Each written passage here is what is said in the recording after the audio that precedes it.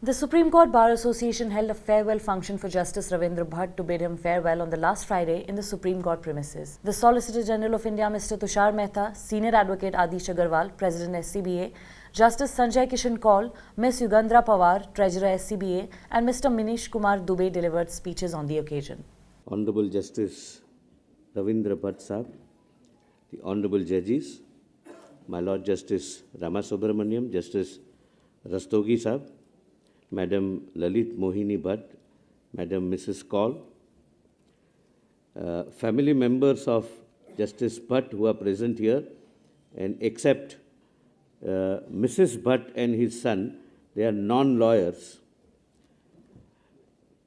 I am like a 12th man who is filling in on behalf of the Attorney General of India. So the learned attorney has a separate message which, of course, my learned friend would read out. So I will not trouble you for a longer period. Friends, as I mentioned in the morning, there are several judges who come to this court and they retire because the date of retirement is always fixed. It's not a matter whether the judge gets 4 years or 7 years or more as a tenure, but what happens during that tenure which matters, and that decides how the bar would remember him. A judge decides throughout his career, but the bar takes its decision on the day when a judge retires, and our giving a standing ovation is the judgment of the bar.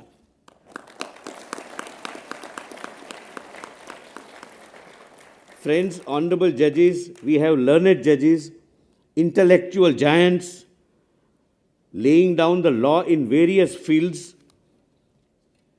which binds the entire nation, and there are several judgments which are cited in other jurisdictions of the world. And India can boast to be one of the finest judicial system where other judiciary also takes inspiration from. It's not a question whether Justice Ravindra Bhat Sahab has authored 122 judgments, because that is a mere statistics. According to me and my limited understanding, a judgment can be into 3 categories. It can be classified into 3 categories. A, judgment which decides the list between A and B. C, D and the rest of the world is not concerned. 2, judgment which lays down the law for the nation and the country is bound by that judgment. And C, the judgment for which generations to come remain indebted to the judge. And my Lord Justice Bhat has authored several judgments for which generations to come will remain indebted to him. This compliment is compliment coming from the bottom of my heart.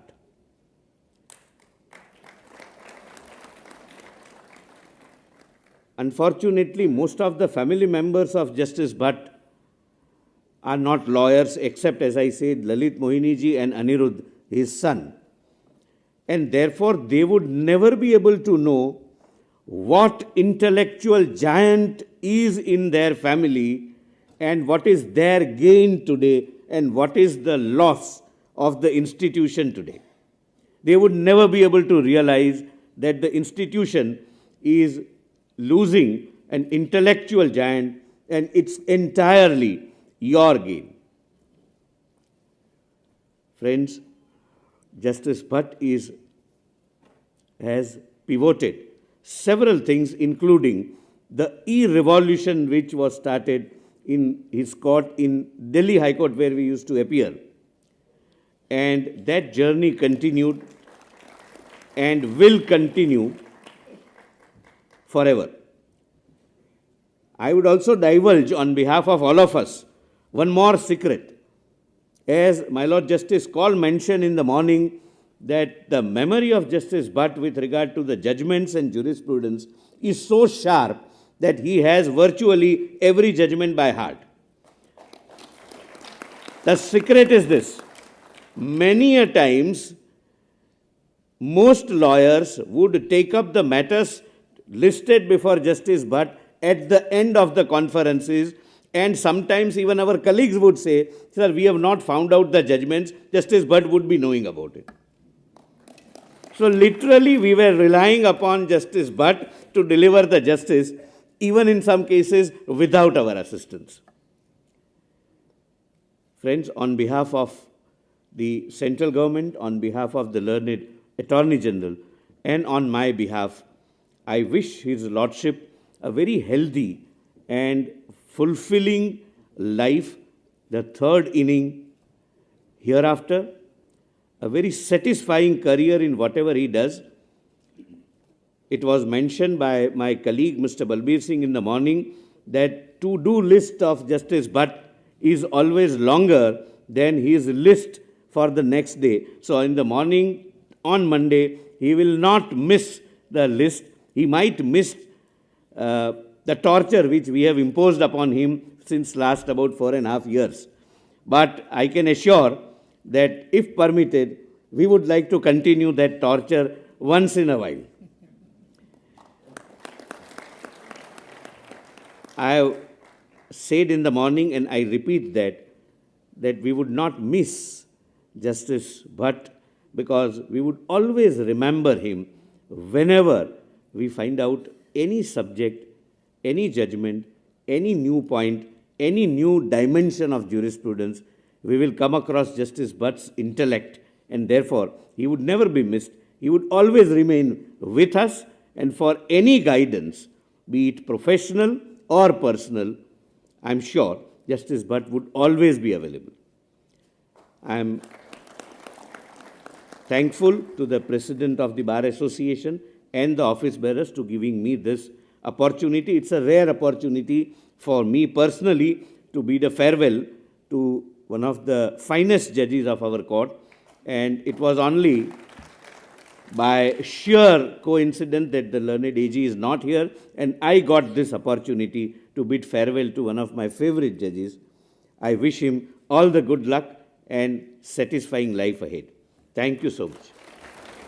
Honorable Mr. Justice Sanjay Kishan Kaul, Senior Judge of Supreme Court of India, Honorable Mr. Justice S. Ravindra Bhat and his family members, other Honorable Judges of Supreme Court, Mr. Justice Sanjeev Khanna ji, Mr. Justice B.R. Gavai ji, Mr. Justice Surya Kant ji, Mr. Justice Anuruddha Bose Sahab, Mr. Justice Harikesh Roy, Mr. Justice A.S. Oka, Mr. Justice Miss Justice Hema Kohli, Miss Justice B.V. Nagaratna, Miss Justice Bela Trivedi, Honorable Mr. Justice P.S. Narasimha, Honorable Mr. Justice Sudhanshu Dhulia, Honorable Mr. Justice Pankaj Mittal,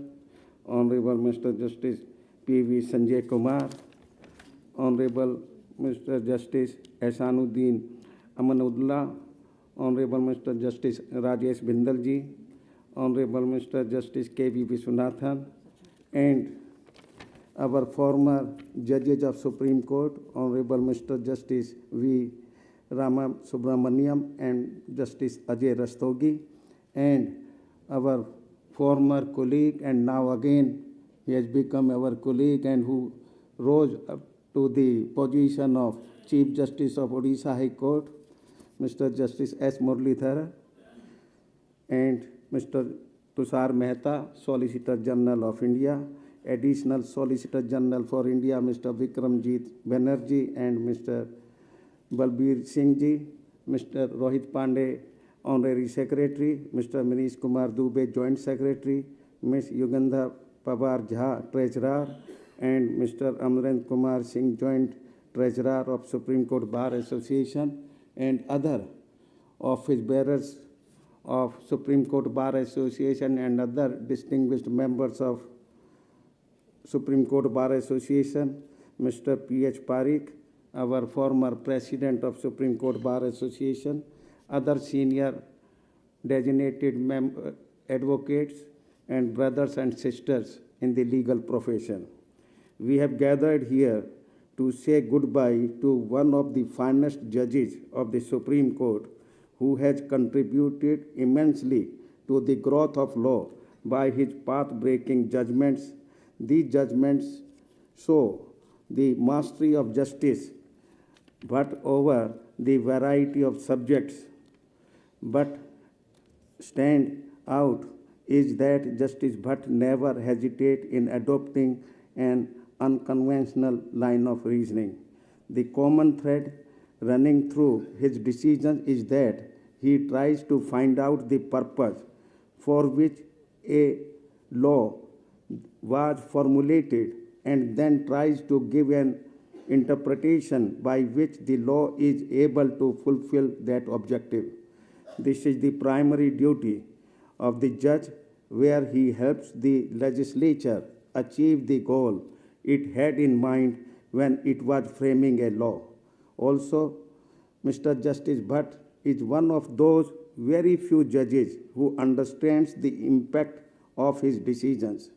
When he decides, he keeps in mind not only the interest of those who are fighting the legal battle, but also the interest of those who are not representative. The finest example of this was the case of Ross versus Sipla. This was a case heard by His Lordship when he was a judge of Delhi High Court. It was relating to patent infringement. A multinational company which was holding the patent had sued another company and prayed for interim injunction to restrain the Indian company from manufacturing the drug. Normally, a judge would see it as a dispute between the two private entities and decide the dispute on the basis of patent law.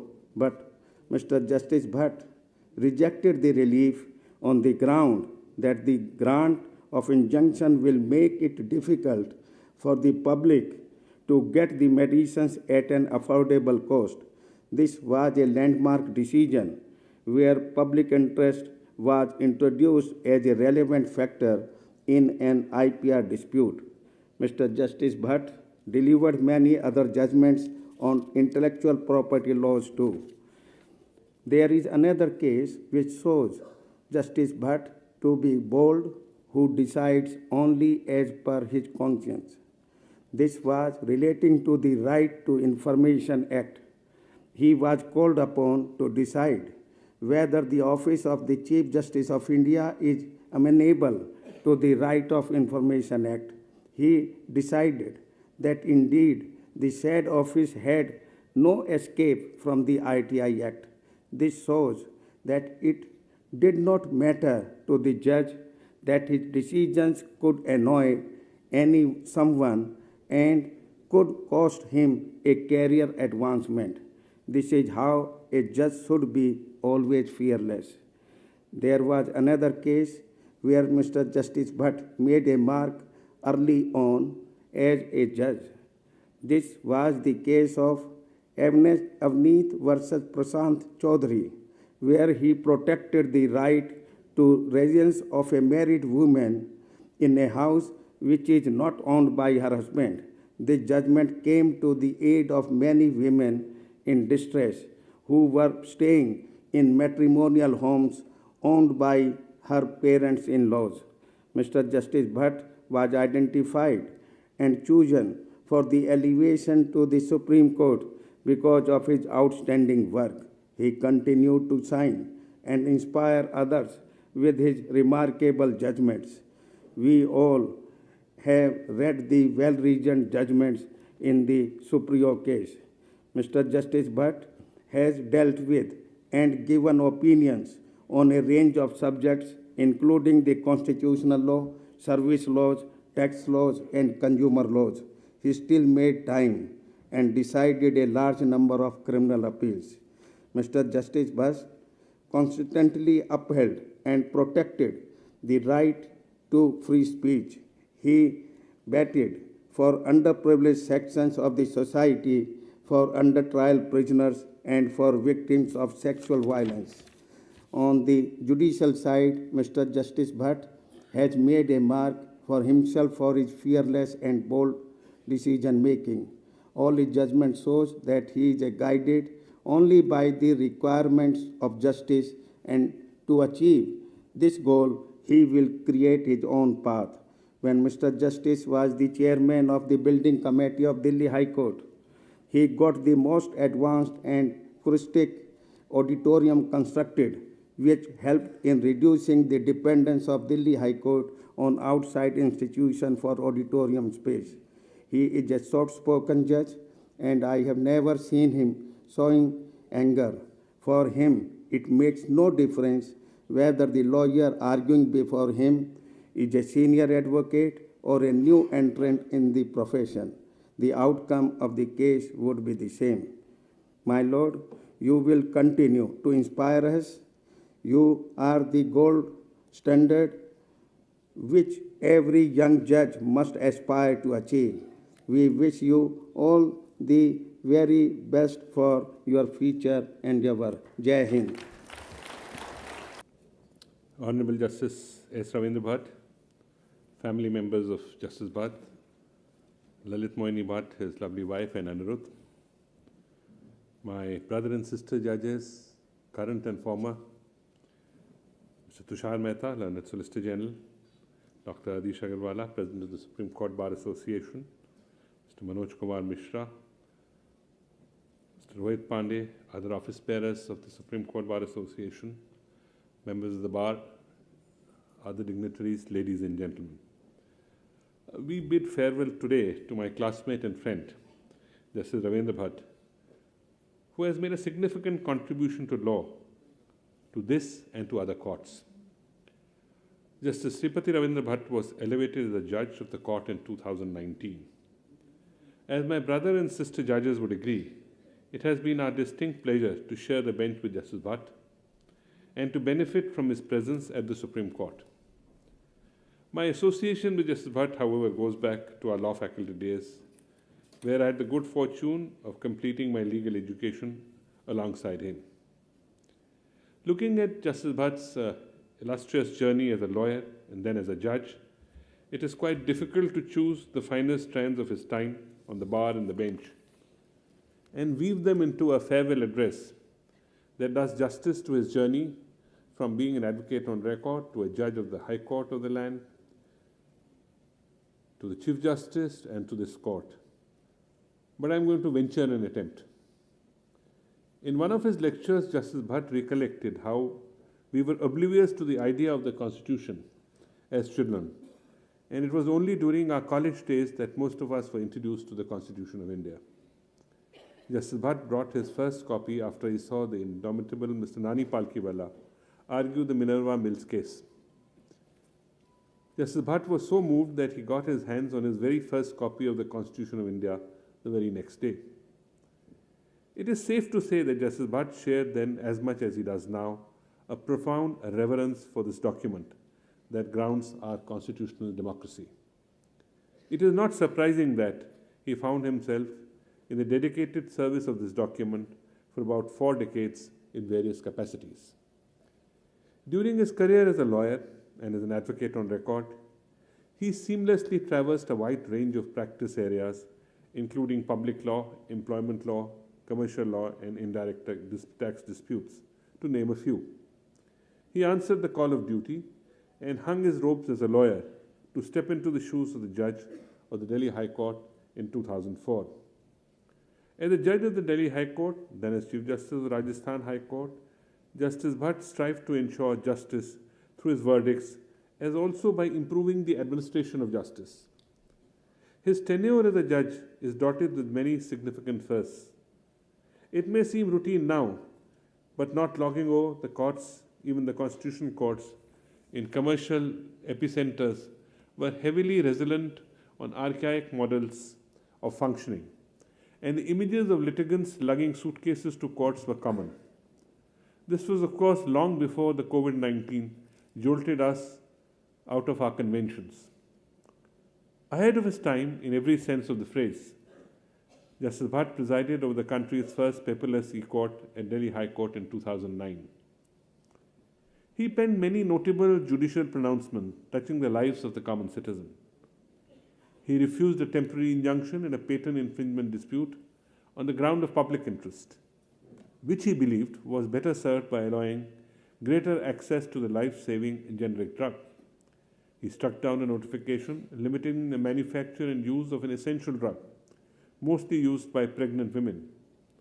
Long before the 9 judges bench of this court in Puttaswamy recognized the right to privacy as a fundamental right, Justice Bhat recognized the right to privacy of a woman in her matrimonial home. He held that a policy that compels a woman to choose between motherhood and promotion is discriminatory. Reading Article 21 beyond the negative obligation to include a positive obligations towards women, he reiterated that pregnancy cannot be termed as a departure from normal employees' conditions. Notably, he held that the office of the Chief Justice of India is a public authority amenable to the RTI Act. He underlined that the role of the judge in a pluralist society is that of an equalizer. Rights without a remedy are otiose, that the most elaborate constitutional theories evaporate unless they crystallize into tangible rights. In 2009, Justice Bhat had echoed a similar sentiment when he held that it is the judge's duty to not decide cases by dictates of popularly held notions of right and wrong. He has held that if a judge were to follow transient popular notions of justice, the guarantees of individual freedom entrenched in the Constitution would be rendered meaningless. The judgment was widely celebrated as a testament to his commitment to the public function as a judge. His efforts to ensure that trials are expedited and prolonged incarceration is frowned upon is for everyone to see. Justice Bhat has time again demanded for stringent laws needed to address fake news and hate speech on social media. In one of the conferences, he remarked that the ease of dissemination has become a double-edged sword, resulting in indirect challenges undreamt of. Therefore, even though information has now become readily accessible, it is more prone to misuse as circulation of the fake news is at an all-time high. At the Supreme Court, Justice Bhatt's contribution includes various decisions on criminal procedures and criminology. He is a part of the bench that allowed Project 39A to access the death row convict. He deprecated in no uncertain terms the practice of delaying the release of inmates who have been granted bail. It is common for rights of citizens to slip through cracks of procedures, careless oversight, or poor prioritization of causes. It takes a sensitive eye, a degree of consciousness about civil liberties, and a will to go beyond judging to do justice where it is most necessary. At the Supreme Court, Justice Bhat has also made significant contributions on the administrative side. Very recently, the Supreme Court Committee on Accessibility, chaired by Justice Bhat, released its audit report on the physical and functional access to the Supreme Court to persons with disabilities. It was first of its kind. The committee has painstakingly collected inputs from a wide range of stakeholders and employed various research techniques to ensure greater accessibility of the court premises for women, persons with disabilities, HIV-positive persons, and senior citizens. As the chairman of the Supreme Court Committee on Juvenile Justice and Child Welfare, Justice Bhat has time and again voiced his opinions of the dismal state of affairs of the child care homes and how the juvenile justice systems are working below their strength. In one of the recent events, he remarked how the vacancies in the child care home were paralyzing the system. His consistent emphasis on need to operate these child welfare committees with full strength or meet the appropriate quorum is remarkable and shows his concern for the future leaders of this country. He has always believed a multi-stakeholders approach is required to achieve the objective of the Juvenile Justice Act. His dedication in inviting attention and oversight to areas related to protection of children in the country is noteworthy. I believe Justice Bhat has left the court better than he found them. For that, and for everything we have learned from him, we are very grateful. I wish him all the very best. More time with Moini, play more golf, listen to more music, and travel more places. Thank you and Jai Hind. Thank you, Rohit. On Justice Ravindra Bhat, from the heart of humble Attorney General. For many of us who have lived with, watched, and journeyed along the 4 decades of the Supreme Court past emergency, the story of our journey is littered with indelible moments. We have been fortunate to be part of the unraveling of the People's Court dimension of the Supreme Court. We were both witnesses and participants. The bonds that were built in the bar were and are treasures of our life, and it's deeply in our biographies. Justice Bhat is a remarkable fellow traveler, and as time has slipped through our fingers, I find him tall in stature as a jurist, strong in hoisting the judicial independence, and equally a humane being who reached out to the corona migrants of Delhi in March 2020 by distributing food. I understand all the 3 qualities are connected by his sattvic nature. I'm fortunate to have been able to generate such a bond and togetherness with Justice Ravindra Bhat. We were, in a sense, called upon to closely watch the daily chronicles of the court and to pick up threads about what Justice Krishna Iyer used to call the third world remedial jurisprudence. The 80s of the Supreme Court had to respond to the echoes of emergency and the need for transformative nourishment of the court. The court, benched by honorable judges who have witnessed the freedom struggle and with a profound understanding of the multi-dimensional role of the court, became partners in good governance. As I took into the quiet but phenomenal judicial contribution of Justice Bhat in all the courts he has adorned, I must say, what a valiant and remarkable comprehension of the role of the court in current times. I say quiet, and that is not only true for his affable personality, ever smiling and ever leaving around him feelings of warmth and flowering, but also about how he went about his judicial work. His judgments, while in the Delhi High Court in the field of intellectual property rights in Roche versus Cipla, Bayer Corp versus Union of India, and Hindustan Unilever, were trend-setting or unsettling pieces of jurisprudence. I may think that what Justice Bhat quietly inhaled from his huge practice in Supreme Court as the intricacies of balancing social needs and interests became a part of his itching in the daily life as a judge. These pronouncements are to be celebrated as eventful as Donoghue versus Stevenson in tort law or Bandhua Mukti Morcha in the civil liberties law. Because we venerate our judges, and rightly so, we tend to slip writing about the connection between the life and the judgments of the life and the judgments of the judges. Maybe that is in order, but we need to debate the social impact of judicial pronouncements and how the ethical qualities of a judge marry with the pronouncements. Justice Bhat scores very high on this scale. I would be too glad to keep his photograph alongside my long-time mentor, Justice Krishna Iyer. I have many fond recollections of serious thoughts, sharing, light banter, and canting laughters. I fondly recollect his asking me to argue a matter of writings relating to the iconic and revered reformist saint Basaveshwar, and that took me to reading and continue to read his vachanas, which are poetic rendering of rare elegance. Who can doubt the grace and dignity that he brought to the court every day, and the searching questions that kept all of us on intellectual run for the Dworkin right answer? The masterly analysis in the right and juristic maturity he has shown in the last testament he has given on 17th October as a member of the Constitution Bench contains idea and reasonings that will remain and influence our jurisprudence. I may not be wrong in calling him a learned hand of the East. My sincere apologies for my absence. That is my loss. I wish Meenakshi as much as I wish Justice Bhat for further higher journeys in life. Venkatamani.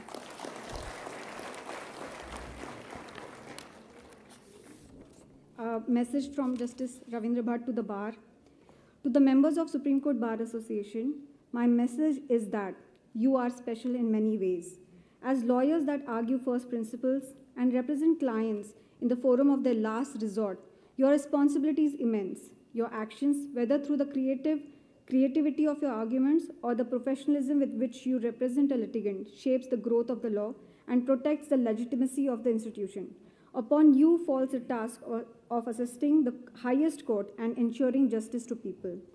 I am fortunate to be amongst those who joined as a hopeful entrant some 41 years ago with no background, a first-generation lawyer, and now ending my career on the bench of this highest court.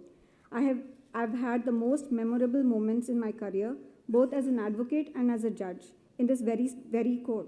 I owe a debt of gratitude to my seniors and all those who taught me through percept and example what commitment to rule of law means. This career, whatever success I have experienced, is owed in no small measure to the unwavering support and assistance from all of you, the various generations of this bar. I would urge the senior members of the bar to ensure that the young entrants and juniors are given a meaningful platform for professional growth, without which this bar would stand much to lose. To the younger members, I would advise you to keep your wits around you, keep learning each day, and hone your professional skills. Be courteous not only to the bench, but also to your colleagues and peers at the bar, from whom you will learn in unexpected ways. Be courteous, courageous, and fearless to speak your mind, because it is upon you that rests the responsibility of ensuring growth of the bar and the law.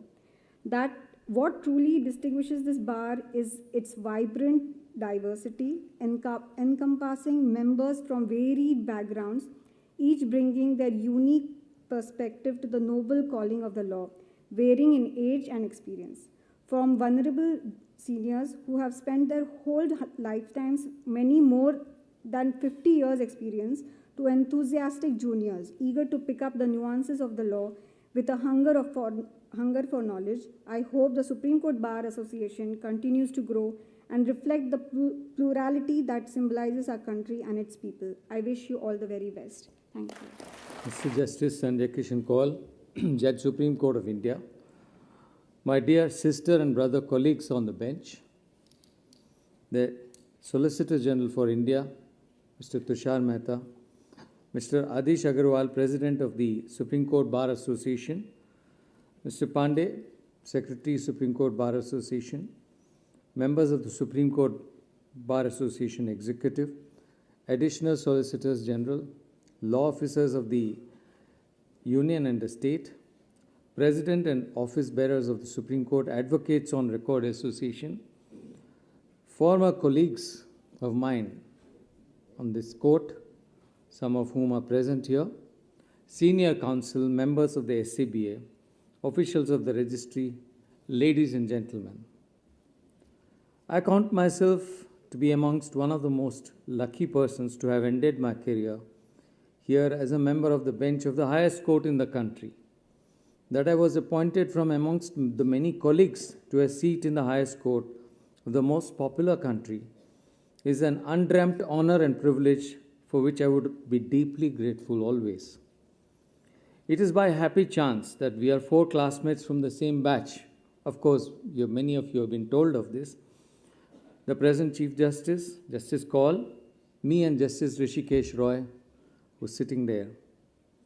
I have also had a rare good fortune, perhaps one of the very, very few instances, of 2 people from the same chamber being part of the same bench. Justice Vishwanathan and I were colleagues in the chamber of Mr. Vaidyanathan, although for a brief while of 2 years. I will not bore you with the details of my life, except to say that my parents ensured that I and my siblings had happy childhood memories. My father belonged to a village in Kerala, picturesquely set amongst the Western Ghats, which till I was 22 years saw no electricity or tarred roads.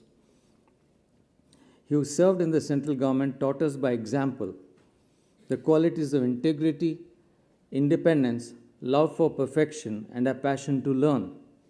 My mother, who is present here, and I count myself to be one of the most fortunate people.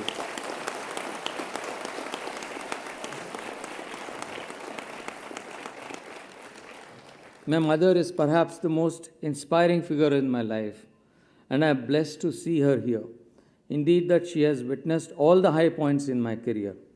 She taught me, above all, the value of self-respect, courage to face the world, and has been my pillar of strength at every setback in my life, especially those affecting my health, which have been many.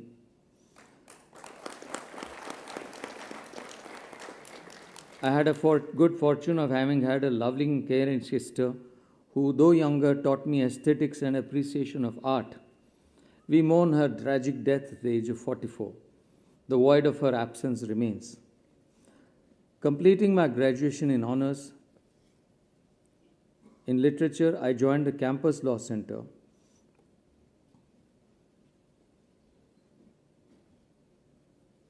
Delhi. I little realized that so many of my classmates would join me on the bench.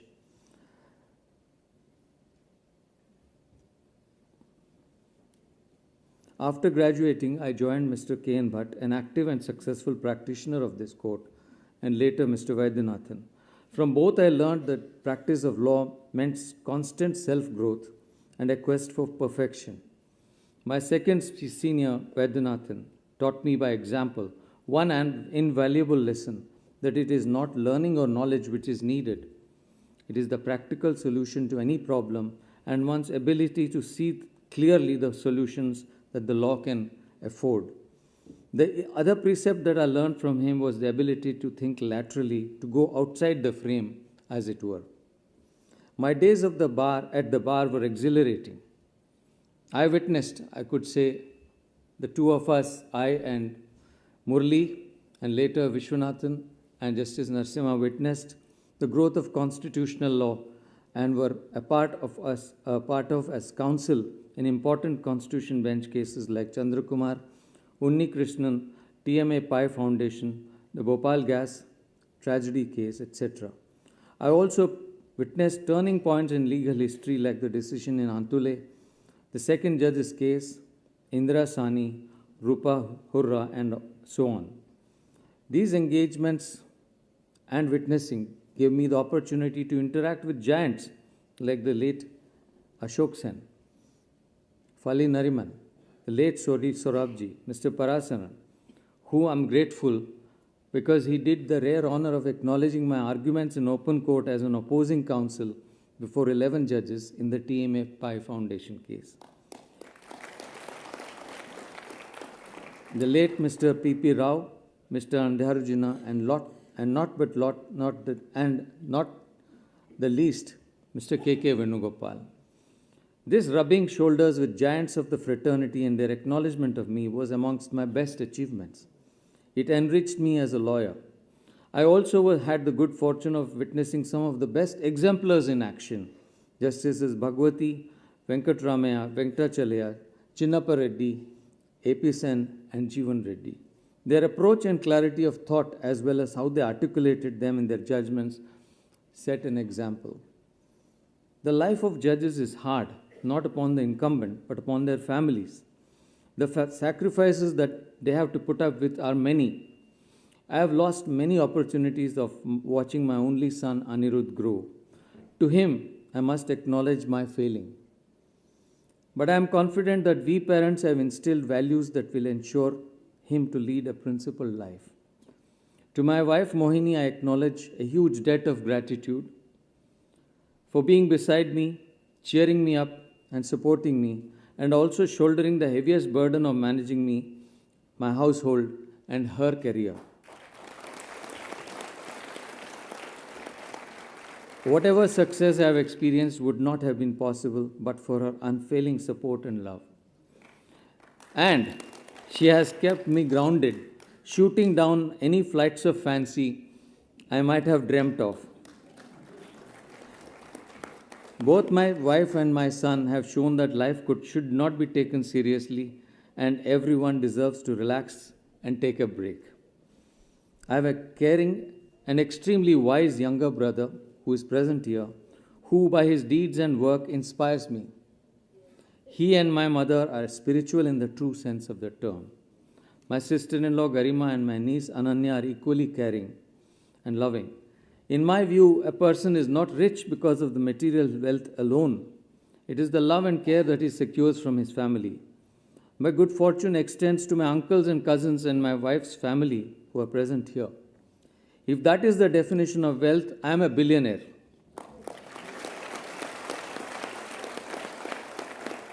And to add to it are my friends, many of whom are at the bar, and with whom I look forward to being restored, freed from the constraints of office, who have kept faith with me all this while, often being my critics and giving invaluable feedback.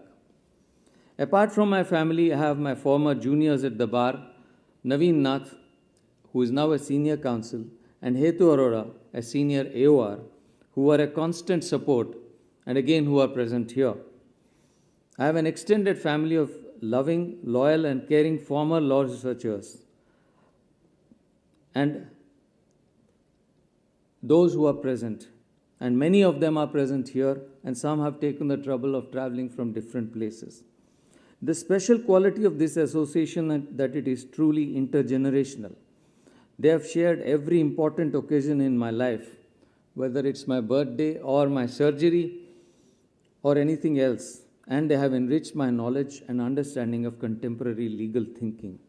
In more senses of the term, they are assimilated and part of my own family. The years as a judge of the Delhi High Court, my brief stint as the Chief Justice of Rajasthan, and now these last 4 years in the Supreme Court have been very rewarding and fulfilling. I have picked up familiarity with subjects I never expected to: intellectual property, criminal law, taxation, technology, regulatory amongst law, amongst others. I believe it is my grounding as a member of this bar which defined my approach to these subjects. I have learned some invaluable lessons which I hope the younger members of the bar will profit by. 1. Never give up the quest for knowledge and self-improvement. 2. Upgrade your skills. This is necessary and vital given the exponential growth of technology. 3. Looking beyond you, your family and their needs. There is far too much to be done here, and develop compassion. And you have to develop compassion towards your fellow human beings. Empathy and compassion are uniquely human and will aid your spiritual growth and contentment much more than the quest of material gain. This is not to say that you should shun wealth. It is to say that let the world not begin with me, mine, and ours only. I have witnessed unimaginable examples of silent support and generosity by people whom one would not normally expect to be so charitable.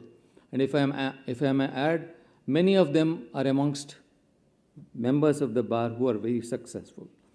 I would also say, like in the lyrics of that great classic Circle of Life, you should never take more than you can give. There are any number of people who deserve your compassion, generosity, and support. Neglected children, victims of trafficking, elderly people needing care, unemployed rural persons, those with disability, those lacking financial support. Extending any kind of help will be fulfilling and rewarding.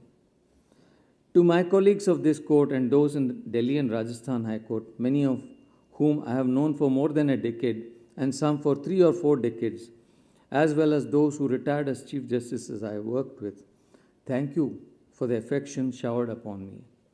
To the senior partners of my benches, of the benches I sat in, I express gratitude for the opportunities ungrudgingly provided to me. To the partners of the bench I was fortunate to head, thank you for all the support and cooperation. I will cherish fondly the memories of my tenure here and the camaraderie that I was fortunate to share with my colleagues and the bonds that have followed. I will also express gratitude to the officials, the Secretary General, the registrars and other members of the staff and the staff of the library who have given me tremendous support in this journey. Judges, in a sense, are visible faces of a process. The invisible part of this process is the unceasing support given by their office staff, the personal secretaries, the assistants, and other support persons. My special thanks to my PS, Pooja Chopra, and Ajit Kumar Nair, and all other members of the staff. I also thank my personal staff, including my chauffeur Neeraj and the previous one, Sumit. A special thanks to Ramesh, who has been my PSO for the last 18 years, and other PSOs, Mandeep and Mangat. Today I stand with the satisfaction that much was done.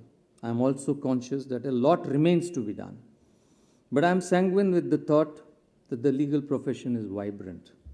I only wish that it upholds the values that informed it all these years, the values of independence, the importance of the rule of law, and the professionalism that is needed to face manifold challenges of the times and the future. My advice is be fearless, be true to yourself, don't try to be someone else, and constantly seek excellence. I will end this with the thought from the great jurist Cardozo. The future, I'm sorry, the quote is like this: gentlemen, I'll amend it, ladies and gentlemen, is yours. We have been called to do our parts in an ageless process. Long after I am gone and my little part in it is forgotten, you will be here to do your share and carry on the torch forward. I know that the flame will burn bright where the torch is in your keeping. Thank you. Jai Hind.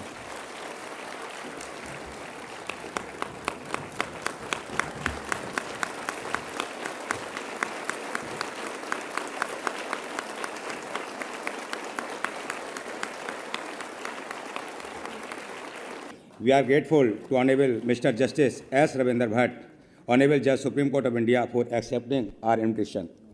We are also grateful to Madam Mrs. Lalit Mohini Bhat, wife of Honorable Mr. Justice S. Ravindra Bhat, Judge Supreme Court of India, and other family members for accepting our invitation. I wish Honorable Mr. Justice S. Ravindra Bhat, Judge Supreme Court of India, a very happy, healthy, and enjoyable life ahead. We are grateful to Honorable Judges of the Supreme Court of India, Justice Sri V. Rama Subramanian and Justice Sri Ajay Rastogi, retired judges of the Supreme Court of India, for gracing this occasion. I am also thankful to Dr. Justice Muralidhar, retired Chief Justice of Orissa High Court, for gracing the occasion. We are grateful to Sri Tushar Mehta, learned Solicitor General of India, learned law officers, Sri Atul M. Kurekar, learned Secretary General, and other registrars of the Supreme Court. We are grateful to Sri Manoj Mishra, President SCORA, and other office bearers of the SCORA for gracing the occasion. I am grateful to President, Secretaries, and other office bearers of the different bar associations and other distinguished guests, members of the bar, and press and electronic media persons for the gracing the occasion. I am also thankful to members of the bar who are watching online. I wish to thank SCBA staff and registry staff for their cooperation for making this function a success.